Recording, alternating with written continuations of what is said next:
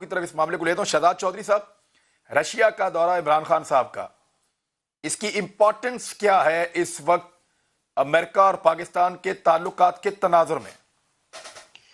देखिए, thank you Imran. मेरा ख्याल है कि जब ये चीन में मिले हैं प्रेसिडेंट पुतिन के साथ, जो साइडलाइंस पे मिले होंगे और या वैसे उनके जो गेट टुगेदर्स हैं वहाँ पे मुलाकात हुई होगी, तो एक तो प्रेसिडेंट पुतिन और इमरान खान साहब की मुलाकातें मुख्तलिफ जगहों पे होती ही रही हैं, 2-3 मरतबा मिल चुके हैं और एक तरह से लगता यूँ है कि एक टेलीफोनिक गुफ्तगू भी होती रही, टेलीफोनिक गुफ्तगू भी होती रही और एक पर्सनल किस्म की इक्वेशन भी डेवलप हुई है। और ये भी है कि प्रेसिडेंट पुतिन जो है उनको उनका ख्याल था कि वो शायद पाकिस्तान विजिट करेंगे, लेकिन वो कर नहीं सके कोविड की वजह से और बाकी मामलात की वजह से। लेकिन इस किस्म के तल्लुकात इस तरह बढ़ते जा रहे हैं और बढ़ते रहे हैं, तो उसके पेश नज़र ये विजिट किया गया। दूसरा, मेरा ख्याल है कि देखिए इस वक्त रूस इस वक्त सुपर पावर ना हो, लेकिन एक फॉर्मर सुपर पावर तो जरूर है, और मिलिटरली तो आज भी सुपर पावर है, और गैस और ऑयल के अंदर तो एक बहुत बड़ी सुपर पावर है। तो जब आप उन चीज़ों को देखते हैं जो पाकिस्तान के इंटरेस्ट हैं, तो मेरे ख्याल में फिर आपको लगता है कि एक विंडो इस तरफ भी पाकिस्तान की एक्टिवली खुलनी चाहिए। क्यों नहीं हो सका अभी तक? क्योंकि जिस किस्म के भारत के साथ रूस के तल्लुकात हैं, वो बड़े एक्ट करते हैं उसके ऊपर एज ए डैम्पनर, उसको रोक देते हैं रूस को उस एक खुली किस्म की रिलेशनशिप से पाकिस्तान के साथ। तो ये है, आप टाइमिंग के हिसाब से मैं एग्री करता हूँ कि शायद टाइम कोई बहुत मुनासिब ना हो, लेकिन डिपेंड करेगा कि हम लोग इसको कैसे वर्ड कैसे करते हैं, नरेट कैसे करते हैं, नैरेटिव कैसा डेवलप करते हैं। या तो अगर हमने ये कहा कि हमने चीन और रूस का एक कैंप बनाने के बाद हम उनके साथ मुंसलिक हो गए हैं, तो जाहिर है कि सेल्फ डिफीटिंग चीज़ होगी।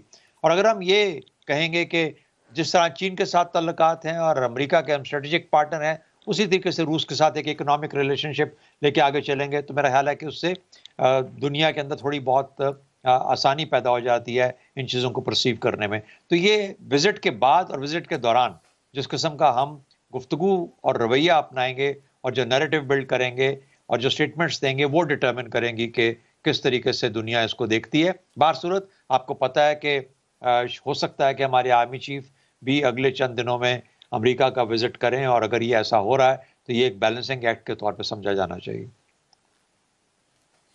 जमील अहमद खान साहब, अब क्योंकि चाइना इस वक्त एक और नैरेटिव जो है उसको उठा रहा है और रशिया भी उसके साथ मिलकर, वो ये कह रहे हैं कि यूरोपीय यूनियन को नुकसान पहुंचाने के लिए अमेरिका लड़ाई जैसा माहौल बना रहा है। वो लड़ना नहीं चाहता, लेकिन लड़ाई जैसा माहौल बनाना चाहता है जिसका बराह रास्त असर पड़ेगा यूरोपीय यूनियन के ऊपर, यूरोपीय ममालिक के ऊपर, और अमेरिका उससे गेन करेगा। अब ये चाइना और रशिया वो इसके ऊपर काम कर रहे हैं।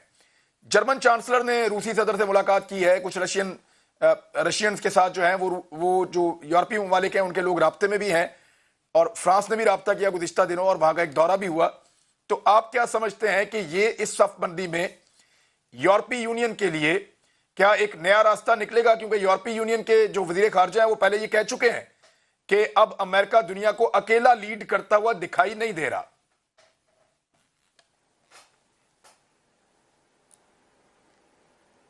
या दुरुस्त ये इस तमाम चीज़ों के बावजूद कि ये थ्योरी जो आपने बताई है कि यूरोपियन यूनियन को इसमें कोई फ़ायदा नहीं होगा, बल्कि उन्हें नुकसान पहुंच सकता है, ये काफ़ी थ्योरी गर्दिश कर रही है। और उसके असबाब ये हैं कि चाइना और रशिया के तकरीबन 2 से 250 बिलियन की अभी जो ओलंपिक्स में पुतिन गए थे, तो उसमें ऑयल और गैस पर उनके हुए हैं मुआहदे, और वो चाइना इतनी वाफिर मकदार में ऑयल और गैस का अब कंज्यूमर बनने जा रहा है और काफ़ी बन चुका है रशिया का, कि अगर जर्मनी और फ्रांस की गैस बंद भी हो जाए या न भी उनको सप्लाई की जा सके इस कॉन्फ्लिक्ट की वजह से, तो ऐसी सूरत में भी रशिया का जो नुकसान होना था उससे बच सकता है। या रशिया को जो धमकी दी जा रही है और बार बार दी जा रही है, ब्लिंकन ने भी दी है,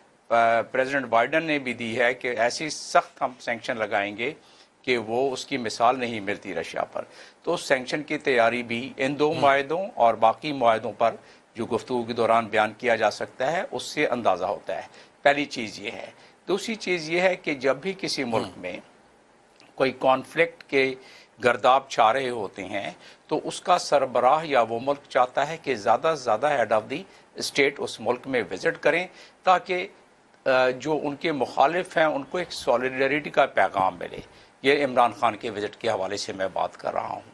और तीसरी बात यह है कि इस वक्त अगर हम इसका जायज़ा लें तो अमेरिका के इस वक्त एक कलीदी फॉरेन पॉलिसी का एक सबसे अहम हिस्सा है कंटेनमेंट ऑफ चाइना।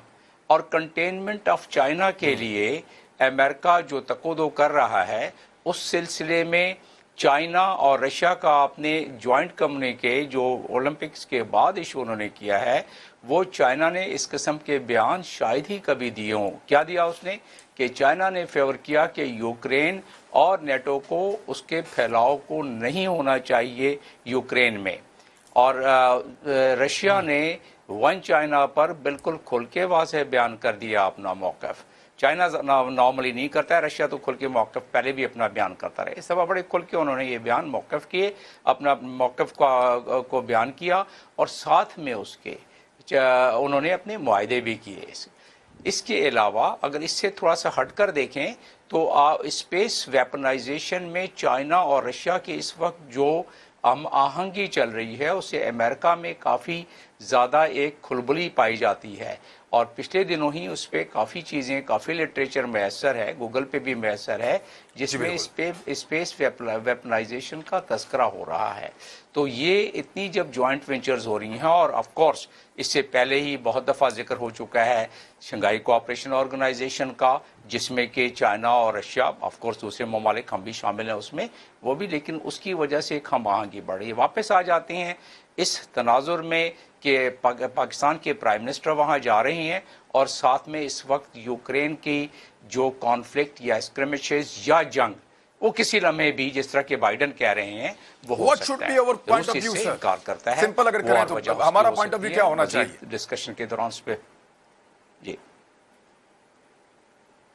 हमारा point of view, foreign office ने कल एक बयान दिया है, वही होना चाहिए कि डायलॉग के जरिए इस मसले को हल करना चाहिए, जंग के जरिए नहीं। ये फॉरेन ऑफिस दे चुका है। लेकिन जब प्राइम मिनिस्टर वहाँ जाएंगे, ज्वाइंट कम्युनिके में कुछ दो और कुछ लो के हिसाब से ड्राफ्ट होता है, दोनों साइड से बैठते हैं डिप्लोमेट्स, और वो ड्राफ्ट करने के बाद अपने अपने सरबराहों से जहाँ ज़रूरत होती है उनसे वो मशवरा लेते हैं, उनकी राय, उनकी फाइनल हुक्म लेते हैं, और उसके बाद जॉइंट कम्युनिके शाया होता है।